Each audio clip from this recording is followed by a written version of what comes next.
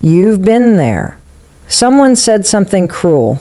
They cut you down, threw shade, or tried to humiliate you. Maybe it came out of nowhere. Maybe it was the 100th time. And in that moment, your chest tightened, your mind scrambled for a response. But before you internalize any of it, pause.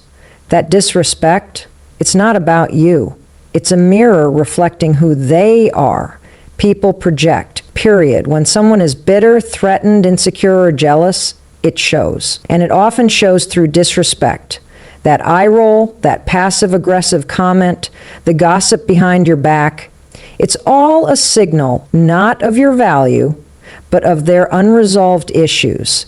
Their disrespect is rooted in fear, not in truth. Most of the time, people lash out when they feel small. When someone sees your light and they haven't learned how to shine themselves, they try to dim yours. Not because it deserves to be dimmed, but because your presence challenges the stories they've been telling themselves about their own lives. That's not on you. We grow up thinking respect is earned by being kind, working hard, showing up, and it is. But there are people out there who won't respect any of that.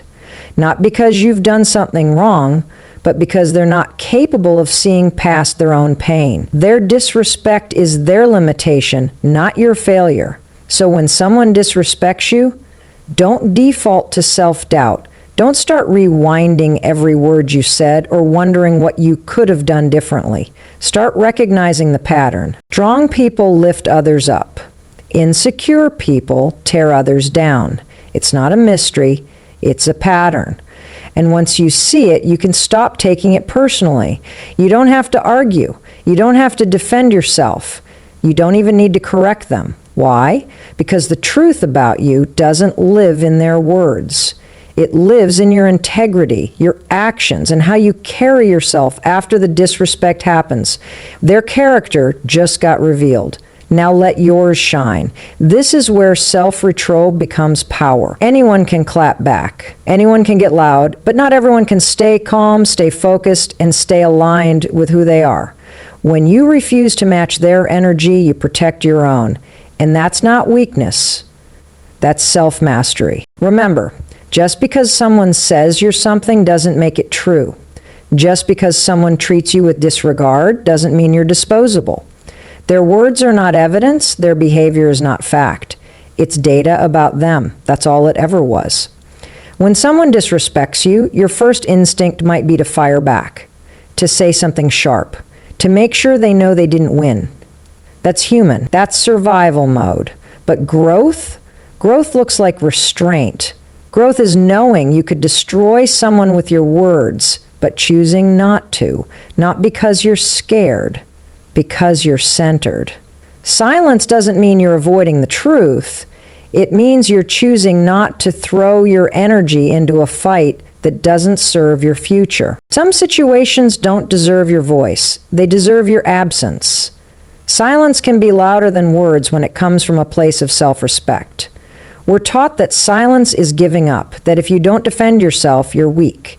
But that's a lie told by people who confuse noise with power. The truth is, there's a deeper kind of power in being able to walk away without explaining yourself. That takes maturity. That takes emotional control. That's strength. When you respond with silence, you send a message, I'm not playing your game. I'm not getting in the mud with you. I'm not going to let your behavior dictate my energy. People expect a reaction. When they don't get it, they're left alone with their own behavior. That's where real accountability starts. Silence gives you space to observe, to notice patterns, to feel your own emotions without getting swept into someone else's chaos. It's where clarity lives. And once you find clarity, you stop making emotional decisions based on temporary feelings. You start acting from wisdom, not impulse. There's a difference between staying silent out of fear and choosing silent out of self-worth. One is avoidance, the other is mastery. When you choose silence because your peace is more valuable than their drama, you're not running, you're rising. Silence doesn't mean you don't have something to say. It means you value the timing of your words. It means you trust that not every battle needs a response. that not every insult deserves your attention, that not every situation is worth your voice. Sometimes silence is the only language toxic people understand. It's the one thing they can't twist, argue with, or manipulate. It holds a mirror up to their behavior without giving them anything to feed on. And that mirror is powerful.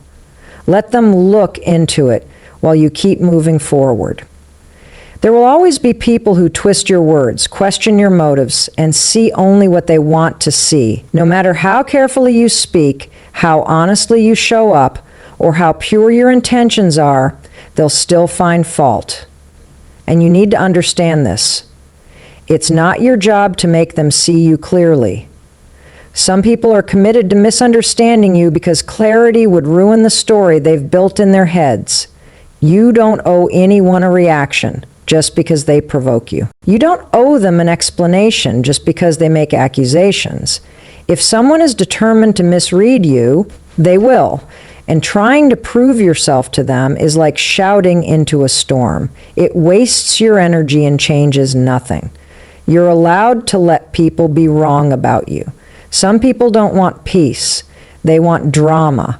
They're not listening to understand. They're listening to react. And when you realize that, you stop performing. You stop explaining. You stop hoping they'll finally get it. Because they won't. And that's not your failure. It's their refusal. Every time you react out of anger, you give away your power. You shift the focus from their behavior to your response. Suddenly you're the problem because you got loud, emotional, or defensive. That's the trap. And the way out? Refusing to step into it. Let them talk. Let them twist. Let them misjudge. You keep your ground. Your peace is sacred. Your energy is sacred. And not everyone deserves access to it, especially not people who try to drag you into battles you didn't start and don't need to finish. Maturity is learning that silence, boundaries, and walking away are also forms of self-respect. You're not cold for protecting yourself. You're not arrogant for refusing to argue. You're not weak for choosing distance. You're wise. You've learned that some people feed off conflict, and the most dangerous thing you can do to that type of person is starve them of it. The truth doesn't need you to shout it to be real. It doesn't need a debate to be valid, it just is. And if you know who you are, you don't need to prove it to anyone who is hell-bent on misunderstanding you. Let them carry their version of the story. You carry your piece. There's a difference between clearing the air and exhausting yourself, trying to fix what someone else refuses to see. One is healthy. The other is self-betrayal. Know when to speak. Know when to stay silent. And most importantly, know that no matter how loud the noise gets, you're still allowed to walk away without saying a word. There's a point where you have to stop fighting battles that aren't yours to fight. Not every wrong needs your correction. Not every slight needs your voice. It's not about giving up.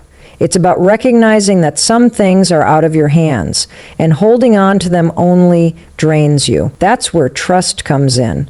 Not in people, but in something greater. In timing. In justice. In the quiet power of the universe to set things right. Karma doesn't work on your schedule. It doesn't send calendar invites or give you front row seats. It moves in silence. It acts when it's ready, not when you are.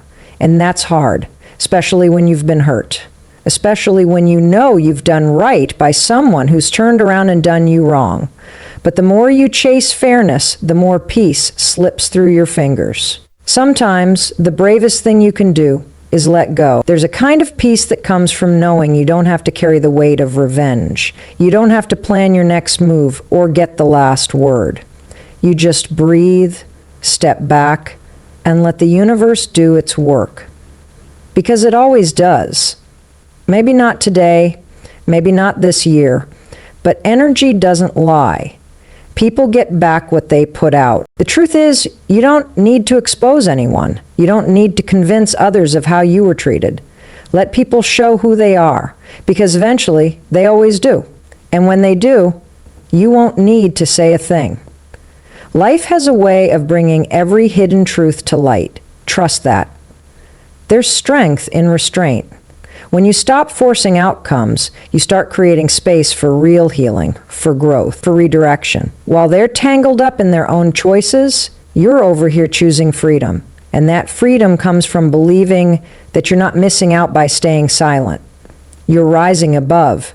You may never see the karma play out. You may never hear the apology, witness the consequence, or feel the satisfaction of closure. But that doesn't mean justice wasn't served. The universe is always working, always balancing, always remembering. And it doesn't need your help. It just needs your trust. The people who wrong you aren't getting away with anything. They're just getting more time to be alone with their decisions. That's not a gift, that's a consequence in disguise. And while they stay stuck in cycles they created, you move forward with peace in your heart and purpose in your steps. When you stop trying to control what's out of your hands, you start focusing on what's within your reach, your healing, your goals, your joy, your next chapter. That's where your power is. Not in proving a point, but in choosing your path. Your energy is your most valuable resource. It fuels your thoughts, your decisions, your relationships, your dreams. Every conversation, every emotion, every reaction costs something. And when you spend that energy trying to prove your worth to someone who's already disrespected it, you're investing in a loss. You're pouring value into a place that's already shown it can't hold it. Disrespect isn't a misunderstanding, it's a choice. When someone shows you that they don't value your presence, your boundaries, your voice, believe them. And when you keep giving them your energy after that, you're not showing loyalty, you're showing self-neglect. You're teaching yourself to tolerate what should be walked away from. You don't have to convince anyone to treat you right. You don't have to perform worthiness. You already are worthy, and anyone who makes you feel like you have to earn basic respect isn't confused. They're just not for you. Stop handing out your time and attention like they don't cost anything, because they do. They cost peace, clarity, and alignment if you give them to the wrong people. Energy doesn't lie. When you walk into a room, people can feel whether you're calm or chaotic, focused or scattered, and often the people who drain you are the ones who refuse to take responsibility for their own mess. They feed off your reactions. They bait you into proving, explaining, justifying. That's not a connection. It's an energy leak.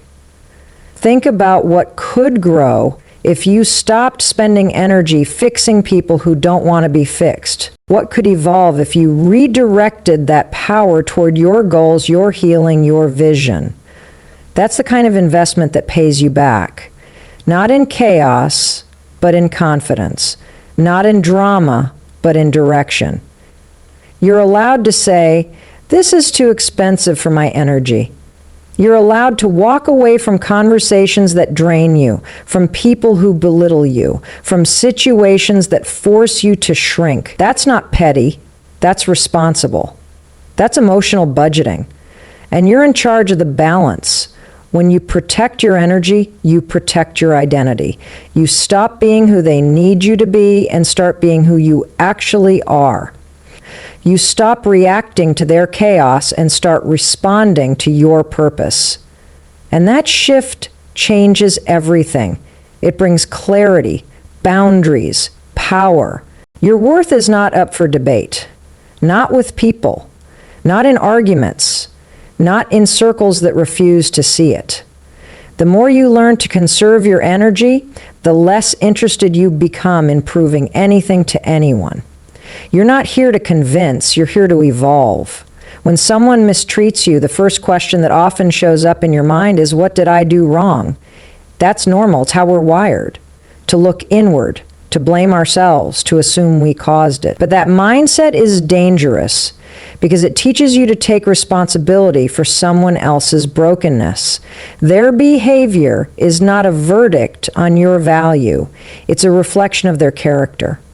How people treat others reveals everything about the world they're living in internally. Their jealousy, their anger, their coldness.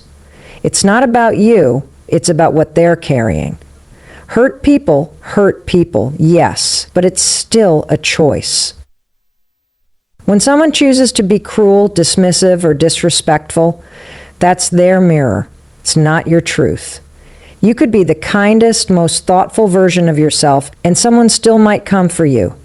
Not because you're doing something wrong, but because your light triggers their darkness. Your confidence threatens their insecurity. Your peace exposes their chaos. And instead of working on themselves, they lash out at you. That's not a reflection of your character, it's a projection of theirs.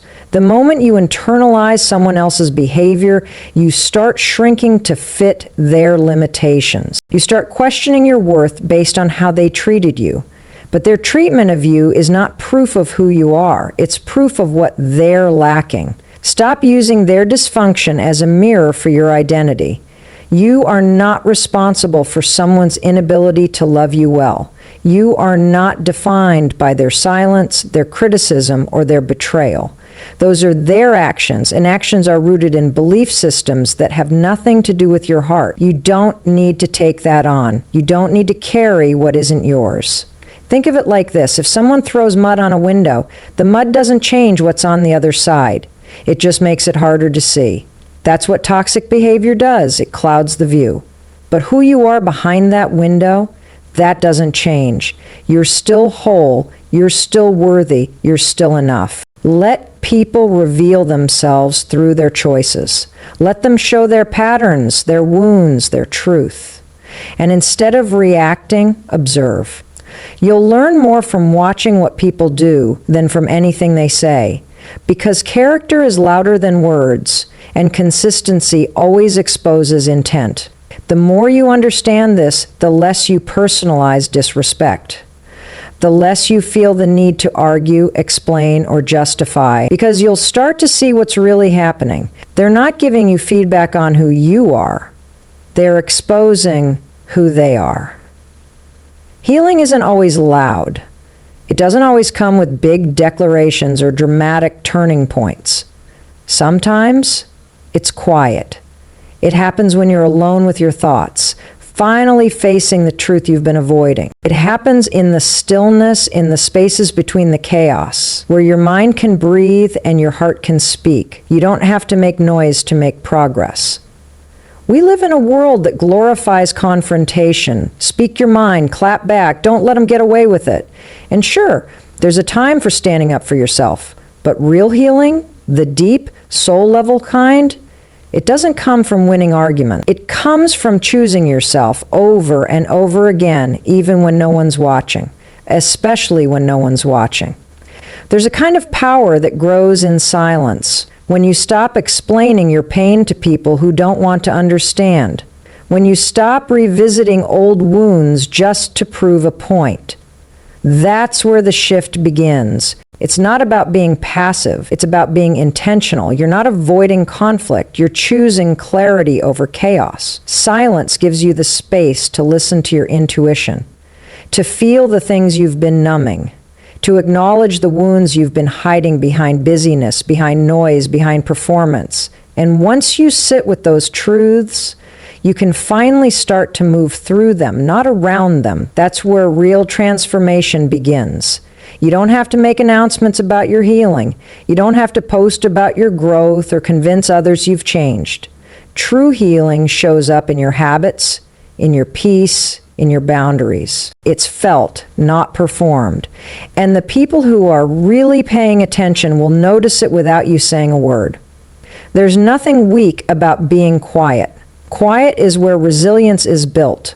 Quiet is where decisions are made, where strength is restored, where your spirit remembers what it came here to do.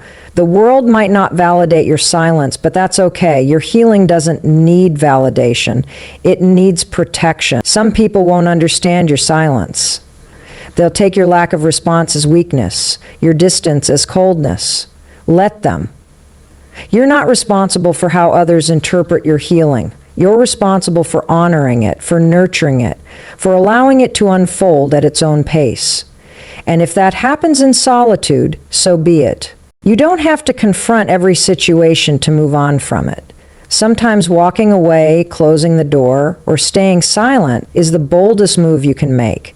Not because you're afraid of the noise, but because you finally realized you don't need it to be whole. Every time you engage in a pointless argument, you trade a piece of your peace for a moment of ego. It might feel good in the moment to prove your point, to say the last word, to let them know they were wrong, but when the dust settles, what are you left with? An emotional hangover and a drained spirit. That's not a win. That's a distraction. There's strength in knowing when not to fight, not because you're weak, not because you're scared, but because you understand what's truly at stake. Your peace, your focus, your progress. Not every challenge deserves your attention. Not every insult requires a response. Sometimes walking away is the loudest statement you can make. Arguing with someone who is committed to misunderstanding you is like wrestling in the mud. You both get dirty and they enjoy it. The more you try to justify yourself to someone who isn't listening, the more you lose sight of who you are. Your value doesn't shrink because someone else refuses to see it. Let them stay blind while you stay grounded. Peace is power, and when you prioritize it, you start moving differently. You stop taking the bait. You stop letting people pull you into their chaos. You stop reacting to every little thing that tries to steal your attention. That's not indifference. That's maturity. That's self-respect. That's control. People will test you. They'll try to provoke you, get a reaction, make you question yourself. But you're not here to be dragged into every storm that passes your way. You're here to rise above it, to choose your battles wisely, to protect your energy like the precious resource it is. Your dignity is more valuable than any temporary victory. You don't need to crush someone in an argument to prove you're right. You prove it by how you live, how you carry yourself, how little their negativity can touch you. Real power doesn't need to announce itself. It just exists. When you walk away from drama, you don't lose, you win peace, clarity, and time. You win by keeping your hands clean and your heart unburdened. You win by not letting them change your character or shake your foundation. That's the kind of victory that lasts. You're not avoiding conflict, you're mastering your response to it. You're not backing down, you're stepping up to a higher standard for yourself. That's what protecting your power looks like. It's not loud, it's not dramatic, it's quiet, steady, and deeply intentional.